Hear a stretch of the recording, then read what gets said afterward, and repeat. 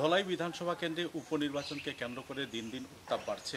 বিভিন্ন এলাকায় দলীয় প্রার্থীরা নিজেদের টিকিটের দাবি করছেন, কিন্তু কিছু কিছু অঞ্চলে আমরা দেখতে পাচ্ছি জনগণ জনতা জনার্দন কিছু প্রতিনিধিদের চাইছেন, যারা বিগত অনেক বছর ধরে কাজ করে আসছেন, সমাজসেবার সঙ্গে জড়িত এবং যাদের পূর্বজভাবে এই ধলাই বিধানসভা কেন্দ্রের বিভিন্ন উন্নয়ন কার্যে বিশেষ ইতিহাস রয়েছে।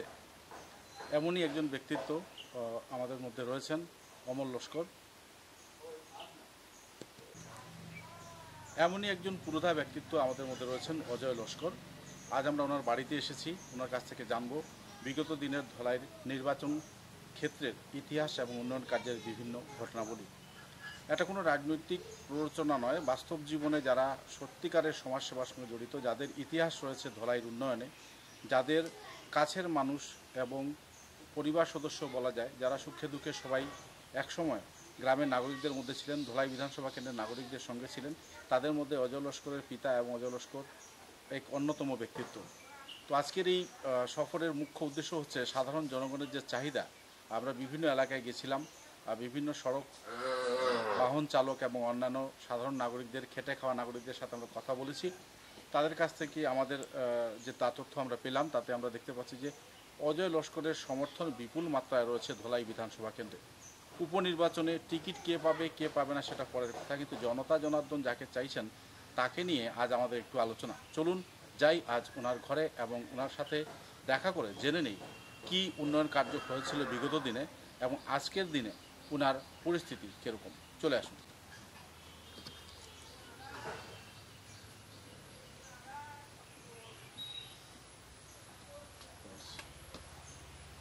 কথা বলবো অজয় লস্কর দাদার সাথে। আমরা ওনার কাছে এসেছি, জনগণের যথেষ্ট সমর্থন রয়েছে ওনার ধলাই উপনির্বাচনে এবং সত্যি করে বলতে কি একটা ইতিহাস রয়েছে তাদের পরিবারের। প্রথমে ওনার সাথে আমরা দেখা করিনি, আজকে প্রথম দিন আমাদের এই পর্যালোচনা অনুষ্ঠানে। আমরা আপনাকে স্বাগত জানাচ্ছি অজয়দা। প্রথমে আপনার পুরো নামটা জানতে চাই। আমার নাম শ্রী অজয় লস্কর। এই রাজনৈতিক প্রেক্ষাপটের জীবনে আপনার পিতার একটা বিশেষ ভূমিকা ছিল, আর সেটা কি ছিল, কবে উনি কি পদে ছিলেন সেটা যদি আমাদের একটু জানান। আমার বাবা 1991 থেকে বিজেপি করছেন। প্রথমে উনি এজিতে কাজ করতেন। এজিতে রিটায়ার করার পর উনি যখন অবসর নেন, তখন তিনি আসার পর বিজেপিতে যোগদান করেন এবং তাকে নমিনেশন দেওয়া হয় এবং কাউন্সিলর পদে, আঞ্চলিক পঞ্চায়েত পদে উনি জয়ী হন। তারপর থেকেই ওনার দীর্ঘ যাত্রা শুরু হয় রাজনীতি। তারপর উনি জয়ী হওয়ার কিছুদিনের মধ্যেই ধরেন দীর্ঘদিন ছিলেন না, 1.5 বছর মতন উনি ওনার কার্যকাল চালিয়ে গেছেন। তারপরে হঠাৎ উনি হৃদরোগে আক্রান্ত হয়ে মারা যান। তারপর থেকেই আমি ওনার আদর্শ এবং ইয়ে নিয়েই আমি চলছি বিজেপিতে। আর বিজেপিতে 91 থেকে আমার যেদিন ভোটাধিকার আমি প্রয়োগ করার বয়স হয়েছে, সেই দিন থেকেই আমি বিজেপি করছি এবং ভারতীয় জনতা পার্টির সঙ্গে কাজ করে যাচ্ছি। সুখে দুঃখে কখনো আছি বিজেপিতে, পার্টির সঙ্গে কাজ করে যাচ্ছি, এইটুকু। আচ্ছা অযোধ্যা, একটা সময় ছিল যখন করোনার প্রাদুর্ভাব সমগ্র দেশে বিরাজ করছিল, ধলাই অঞ্চলেও খুবই শোচনীয় অবস্থা ছিল, বন্যাক্রান্ত পরিস্থিতি ছিল, বিভিন্ন এলাকায় বন্যা প্রভাবিত এলাকায় আপনারা গেছিলেন। তো সেই সময় আপনাকে দেখা গেছে যে জাতি ধর্ম বর্ণ নির্বিশেষে আপনি কাজ করেছেন, বিভিন্ন জায়গায় সামগ্রী বিতরণ করেছেন, বিভিন্ন জায়গায় নৌকো করেও জিনিস পাঠিয়েছেন। এ ধরনের বিভিন্ন ঘটনা আমরা দেখেছি বিগত দিনের সংবাদ। আজকে এই যে জনতার সাথে যে একটা সম্পর্ক, জনতা জনার্দনের কাছের মানুষ, গ্রাসরুট লেভেল তৃণমূল পর্যায়ের যেসব একটা সম্পর্ক আপনি করেছিলেন, সেই সম্পর্কটা আজকের দিনে ধলাই বিধানসভা কেন্দ্রে কতটুকু আপনার রয়েছে এবং সেই জায়গায় দাঁড়িয়ে আপনি কি বলতে চাইবেন? দেখেন, জনতার সঙ্গে কাজ করছি অনেক দিন থেকে, কিন্তু আমি পাবলিকের কাছে ইয়ের কাছে বেশি হাইলাইট হই নাই। তবুও পার্টির নির্দেশে অনেকগুলা মিটিং করেছি, আর যতটুকু পারি আমি মানুষদেরকে সাহায্য সহযোগিতা করে গেছি এবং আগামীতেও করব। আমি যদি পাই, যদি নমিনেশনের জন্য আমি আবেদন করেছি আমাদের মণ্ডলের কাছে, নরসিংপুর মণ্ডল থেকে আমি আবেদন করেছি। এখন পার্টির সিদ্ধান্ত যেটা নেবে এইটাই আমি মানিয়ে নেব। আর দলের সিদ্ধান্তই চূড়ান্ত সিদ্ধান্ত, দলের সঙ্গে কোনো রকম আমার নাই। আর আমি আশা রাখছি, যেটা দীর্ঘদিন থেকে আমি বিজেপির সঙ্গে আছি এবং থাকবো, দলে যাকে প্রার্থী করবে আমি ওনাকেই মেনে নেব আর পার্টির সঙ্গে থাকবো, চিরদিন পার্টির কাজ করে যাব। এই দল থেকে কয়েকজনের নাম উঠে আসছে, আমরা দেখছি দল থেকে অমিয় কান্তি দাস থেকে শুরু করে সঞ্জয় পুরকায়স্থ এবং আরো কয়েকজন, পরিমল শুক্লবৈদ্যের ছেলের নামও আসছে, আজ উনি সাংসদ। তো এতগুলো সদস্যদের মধ্যে আপনাদের পরিবারটা, বিজেপির পরিবার বলবো, বিজেপি পরিবারের যে সদস্যরা আছেন তাদের মধ্যে কি কোনো ধরনের ভাটা পড়বে যদি একজন পান একজন পান না? না, এটা ধরেন আমাদের দলের মধ্যে যারা আবেদন করেছেন তারা সবাই যোগ্য, সবাই যোগ্য। আবেদন যে কেউ করতে পারে, কিন্তু এটা ডিসিশন নেবে আমাদের দলের সংগঠন বিবেচনা করবে এবং দল কাকে প্রার্থী করবে এটা দলই, হাইকমান্ড আছে আমাদের, হাইকমান্ডই মানে এটা করবে, সে সিদ্ধান্ত নেবে দল যাকে। আর আমার এই ব্যাপারে দল যাকে ক্যান্ডিডেট করবে আমি ওনাকেই মেনে নেব, আমার বিশেষ কোনো থাকবে না। সাংসদ নির্বাচনে আপনার যথেষ্ট একটা ভূমিকা ছিল সমগ্র ধলাই বিধানসভা কেন্দ্রে, সেখানে কতটুকু সফল হয়েছেন আপনার সমর্থক? শুধু আমার না, আমাদের দলীয় যেটা পারফরমেন্স আছে আমাদের ধলাই বিজেপি আমাদের নরসিংপুর মন্ডল, বিশেষ করে এরপরে পালংঘাট মন্ডল আছে, এদিকে বর্জালেঙ্গা মন্ডল, সবাই খুব ভালোভাবে কাজ করেছে। এটা আমার ব্যক্তিগত কিছু না, সবার যৌথ প্রচেষ্টায় আজকে আমাদের মাননীয় পরিমল শুক্লবৈদ্য মহাশয় উনি প্রচুর ভোট পেয়েছেন এখান থেকে। আর এটা শুধু পরিমল শুক্লবৈদ্যর জয়, উনি যে একটা কথা সব সময় বলেন, ধলাইয়ের জন্য তিনি ঋণী, কিন্তু আমরা ধলাইবাসী ওনার কাছে চিরদিনই ঋণী থাকবো এবং কৃতজ্ঞ থাকবো। কারণ আজকে ধলাইয়ের যে মান সম্মানটা উনি দিল্লি পর্যন্ত পৌঁছে দিয়েছেন, আমরা চিরদিন ধলাইবাসী ওনার কাছে চিরঋণী হয়ে থাকবো। আর উনি বলেন, সবসময় বলেন, ধলাইয়ের কাছে আমি ঋণী, কিন্তু ধলাইবাসী ওনার কাছে ঋণী আমরা। শেষ প্রশ্ন রাখতে চাইব, আপনাদের এখানে ধলাই বিধানসভা কেন্দ্রে যথেষ্ট সমস্যা রয়েছে, তার মধ্যে প্রধান সমস্যা হচ্ছে একটা ভালো উচ্চমানের শিক্ষিত মানে শিক্ষাগত যোগ্যতা বৃদ্ধি করার জন্য ভালো পরিকাঠামোর একটা কলেজ নেই। সেক্ষেত্রে একটা প্রশ্ন থাকছে আপনার কাছে, সেখানে আপনারা কি পদক্ষেপ নিতে পারেন আগামী দিনে, এবং সেই সঙ্গে স্বরোজগার এবং সেলফ ট্রেনিং কিংবা আইটিআই ধরনের ইন্ডাস্ট্রিয়াল ট্রেনিং ইনস্টিটিউটের মতো কোনো ধরনের এখানে প্রতিষ্ঠান নেই, কিন্তু এই বিধানসভা কেন্দ্রে কয়েক লক্ষ বেকার যুবক যুবতীরা রয়েছেন। সেই জায়গায় দাঁড়িয়ে রুজি রোজগার কিংবা কর্মসংস্থানের ব্যাপারে আপনার কোনো চিন্তা করছেন? নিশ্চয়ই আমাদের আজকে সাংসদ যিনি নির্বাচিত হয়েছেন ধলাই থেকে, আমরা ওনার কাছে বলেছি, এখন উনি সাংসদ হিসাবে আছেন, কেন্দ্রীয় মন্ত্রিসভায় যদিও স্থান পান নাই, কিন্তু আমরা আশা রাখছি উনি স্থান পাবেন। ওনার যে কার্যক্ষমতা, মোদিজি নিশ্চয়ই ওনাকে গ্রহণ করেছেন এবং করবেন, এবং উনি যখন কাজ করছেন আমরা ওনার কাছে দাবি রাখবো বরাক উপত্যকায় যাতে কোনো প্রতিষ্ঠান যাতে গড়ে তোলেন, আর বেকার যুবক যুবতী যারা আছে এখান থেকে যথেষ্ট উপকৃত হব। আমরা ওনার কাছে আবেদন রাখছি, আগেও রাখছি, এখনো রাখবো। আর নিশ্চয়ই উনি ভালো কাজ করেন, উনি বরাকের জন্য কিছু একটা করবেন। শেষ প্রশ্ন এবং সোজা সাপটা প্রশ্ন, যা একটা পিছনে দেখা যায়, সবাই একজনের আরেকজনের প্রতি ঈর্ষান্বিত পরিবেশ থাকে। বাই চান্স হঠাৎ করে ধরুন দল আপনাকে টিকিট দিল বা অন্য কাউকে দিয়ে দিল, তখন আপনি কি করবেন? দল যাকে নেবে বা গ্রহণ করবে, দল যাকে সিলেক্ট করবে আমার মেনে নিতে লাগবে। দলের সংগঠন চালাতে গিয়ে যেরকম প্রয়োজন, আমিও দলের কর্মী হিসাবে আমি ওনার জন্য কাজ করে যাব। আমার কোনো এতে দ্বিমত, মানে যে কেউ টিকিট পেলেও আপনি তাদের জন্য কাজ করবো। ওনারা সবাই, দল যাকে টিকিট দেবে নিশ্চয়ই যোগ্যতা দেখে দেবে বা ভালো পারফরমেন্স দেখে দেবে।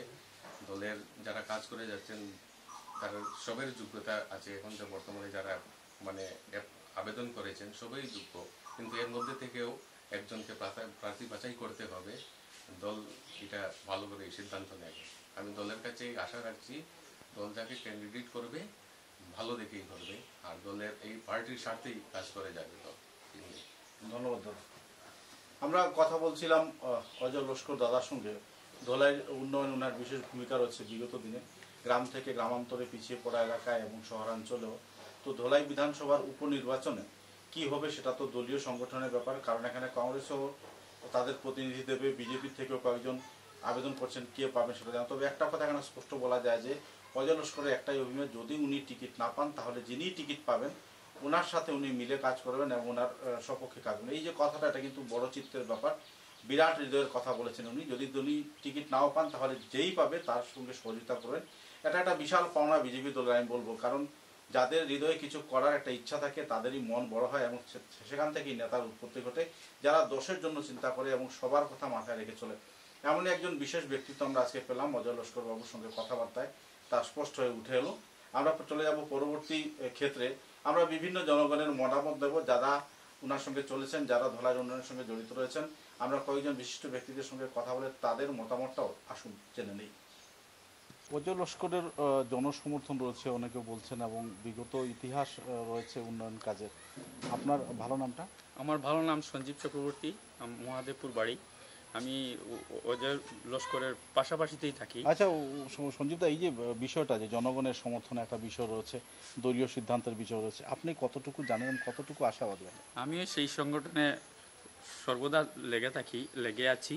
আমি এই সংগঠনে কাজ করি বলে আমার একটা অনুমান যে আমার অজয় লস্কর উনি নিশ্চয়ই টিকিট পাবেন, আশা রাখি আমার মন্ত্রী পদ থেকে দেবেন উনি। আর আমরা সংগঠনে সবাই জড়িত আছি এবং সেই অজয় লস্করের সাথে আমরা সবাই মিলিয়ে মিশে সুন্দরভাবে ওনাকে জিতানোর জন্য আমরা চেষ্টা করে যাব। সেই জায়গায় যদি কোনো দুর্ঘটনা ঘটে, যদি ওনাকে দেওয়া না হয়, তখন দেওয়া না হলে যাকে নির্বাচন করবে সেই ব্যক্তিটাকে আমরা সুন্দর করে আমরা এই দলীয়ভাবে কাজ করে যাব আমরা। তবে প্রাপ্যতার দিক দিয়ে অজয় লস্কর, হ্যাঁ, ওনাকে আমরা বিশেষ করে আমরা সবাই মিলে ওনাকে স্থান পেলে আমরা জিতাবো। এই শেষ পর্যন্ত বলতে চাইছি যে উনি অনেক পুরানা সংগঠনের কাজ করে যাচ্ছেন আর আমরা কাজ করে যাচ্ছি। উনি যদি টিকিট পান আমরা সবাই মিলিয়ে ওনাকে সুন্দর করে সমর্থন করে ওনাকে জিতাবো, এই আশা রেখে আমি বলছি। উপনির্বাচনকে কেন্দ্র করে অজয় লস্করের একটা ভূমিকা রয়েছে, কি বলতে চাইবেন? আমি তো আশা করি ওর টিকিট পেতে লাগে, আর যদিও কোনো কারণবশত না পায়, যে দাঁড়াবে ওকে তো আমরা সাপোর্ট করি। কিসের ভিত্তিতে আপনারা চাইছেন যে অজয় লস্কর টিকিট পাক? টিকিট পাক মানে ও মোটামুটি গ্রামের জন্য কাজ করে যাচ্ছে নিঃস্বার্থভাবে, তো ওই আশাই বলছি যে ও যদি পায় একটু ভালো হয়। আরও আশা করি ওনার বাবাও ছিলেন আগে, তো ওই হিসাবে আমরা চাই যে ও পাক দলের স্বার্থে এবং জনগণের স্বার্থে। কতটুকু সমর্থন? অজয় লস্কর, আমরা মনে করি অজয় লস্করকে দেওয়াটা ভালো, কারণ উনি গরিব ধনী প্লাস সব সাথে সমাজের লোকের মিলেমিশে থাকে। আমরা চাইছিলাম দেওয়াটা ভালো। তো এখন যারা গ্রামে গঞ্জে আছেন তারা কতটুকু চেনেন অজয় লস্কর? তারাই চিনে, তো তাই তো প্রায় মিটিংয়ে সিটিংয়ে যাওয়া আসা করে, এর লাগে সবার লাগে মিলেমিশে তাই থাকে। তাই তো ফ্লাডের সময় অনেক মানুষের সাহায্য করছে, জল নাই কোনো দিকে, জল লাগে সাহায্য করছে, প্লাস কোনো দিকে যার লাগে তাই সাহায্য করছে, প্লাস হইল গিয়া আমরা কৃষিক্ষেত্রে যে PM কিষাণ এটাও সবকে সাহায্য করছে। ওটা ভালো, কারণ গরিব ধনী সবার সাথে তাই মিলেমিশে থাকে, প্রায় সব সময় তার সাথে খেয়াল রাখা যায়। আমি করব অনিতা জনার্দন উপনির্বাচনের টিকিট দেওয়ার জন্য চাইছেন। আপনার নামটা? দীপারানী বড়ভূইয়া। দীপারানী বড়ভূইয়া। দীপা দিদি, আমি জানতে চাইব আপনার কাছ থেকে আপনাদের অভিমতটা কি? আমার তো অভিমত আছে। কি বলতে চাইবেন? তাই তো খুব ভালো, বহুত বছর তাই না বিজেপির মধ্যে আসেন, বহুত কাজ কর্ম করিয়া যাইতরা, আমিও গ্রুপ মেম্বার, আমরা চালাইয়া যাইতরা, আমরা জিপিটারেও সুন্দরভাবে রাখুন, তাই খুব ভালো। আপনারা কি চান? আমরা তো চাই তাই তো টিকিট পাইলে ভালো হয়। কিরকম অজয় লস্করকে নিয়ে ওনাকে উপনির্বাচনের টিকিট দেওয়ার একটা প্রশ্ন আসছে এবং জনগণের দাবি রয়েছে, আপনি কি বলেন? উনি ভালো একজন মানুষ, গরিবের সেবার জন্য মনে করেন কোনো একজন মানুষ কোনো বিপদে পড়েছে, তারপরও উনি ওনার কাছে অনেক ধরনের, আমি এখানে ভাড়া থাকি, ওনার বাসাতেই ভাড়া, তো ওনার কাছে যে কোনো মানুষ যে কোনো সমস্যা নিয়ে আসলে পরে উনি যে কোনো মানুষের সময় গরিবের সমস্যার সমাধানটা অনেক বেশি হয়, মানে গরিব দুঃখীদের খুব বেশি। কিসের ভিত্তিতে ওনার জনসমর্থনটা রয়েছে? এত যে জনসমর্থন, সেটা কিসের ভিত্তিতে? গরিবের প্রতি গরিবের প্রতি যারা মানে কোনো একটা যে সরকারি কোনো একটা ইয়ে থাকে, তাহলে গরিব ওনার কাছে আসে, আসার পরে মানে যে কোনো জিনিস উনি চেষ্টা করেন মানে দেওয়ার জন্য। আর ওনার বাবা ভালো মানুষ ছিলেন, উনিও খুব ভালো মানুষ। ওই যে ফ্লাড আসে, গরিবের সমস্যা অনেক সম্মুখীন হতে হয়। তারপর উনি ওনার কাছে আসলে পরে ওই যে করোনার সময় অনেক মানুষ এসেছে ওনার কাছে, উনি সাহায্য সহায়তা করেছেন। উনি খুব ভালো মানুষ, ওনাকে মানে টিকিটটা উনি পাওয়া দরকার। মানে ধলাই সার্বিক উন্নয়নে অজয় লস্করের টিকিট পাওয়াটা খুবই জরুরি বলে। খুবই জরুরি। নাম অলি রায়। ধন্যবাদ। উপনির্বাচন ওনাকে টিকিট দেওয়ার একটা কথা উঠছে, আপনি কতটুকু ব্যাপারে কি বলতে চাইবেন? দেখুন, আমি 98 থেকে যখন বিজেপি সংগঠন এখানে কাছাড়ে যখন কমিটিপুর কাছে এই কাছাড় এলাকায় যে বিজেপি সংগঠন তৈরি করছেন, সেদিন থেকে আমি বিজেপি। এরপরে যখন 91-এ ইলেকশন হয়, পঞ্চায়েত ইলেকশন, তখন রমন্ত লস্কর তানি অডিটার ছিলেন। তাই যখন রিটায়ার্ড হয়ে আসছেন, আওয়ার পরে রিটায়ার্ড হওয়ার পরে তানি দেওয়া হচ্ছে এই বিজেপি থেকে ওনাকে এপিস সদস্য হিসাবে। উনি জয়ী হয়েছেন, হয়তো ওনার কর্মকালের প্রায় 1.5 বছর উনি কাজ চালাই গেছেন। এরপরে তান এমন সময় তান এমন মানে শরীরের কন্ডিশন খারাপ ছিল, তাই মারা গেছেন। এরপরেও তার ছেলে অজয় লস্কর সম্পূর্ণ তার বাবার নেতৃত্ব নিয়ে বিজেপির কাজকর্ম করে এখনও বর্তমানে জীবনগ্রাম জিপির সম্পূর্ণ চিকিৎসা চালাই যাচ্ছে। সুবিধা অসুবিধা, গরিব দুঃখী যত সুবিধা অসুবিধা আছে বা সরকার যত কাজকর্ম আছে সব দিকে চালাই যাচ্ছে। সে কেউরে মানে বৈধ করে রাখে না, সবার কথা রাখে এবং সবার নিয়ম অনুযায়ী নিয়ে কাজ চালাই যাচ্ছে। মানে জনগণের সমর্থন প্রচুর রয়েছে, প্রচুর রয়েছে। তো আপনি কি চাইবেন, টিকিটটা কি অজয় লস্করকে আমি দেওয়া যাবে? চাই যে অজয় লস্কর যেভাবে আমরা জীবনগ্রাম জিপির মানে উন্নয়ন কাজ করে যাচ্ছে, তার জন্য আমি চাইমু সে টিকিটটা পাওয়ার যোগ্য বা দাবিদার। দল যদি না দেয় তাহলে কি করবো? দল যদি না দেয় তো দলের সমর্থন আমরা চলমু, যারা দিব তারই দিয়ে আমরা চলমু, তাতে আমরা কোনো অসুবিধা নাই। কিন্তু আমি চাই অজয় লস্করে এই টিকিট পাওয়ার যোগ্য।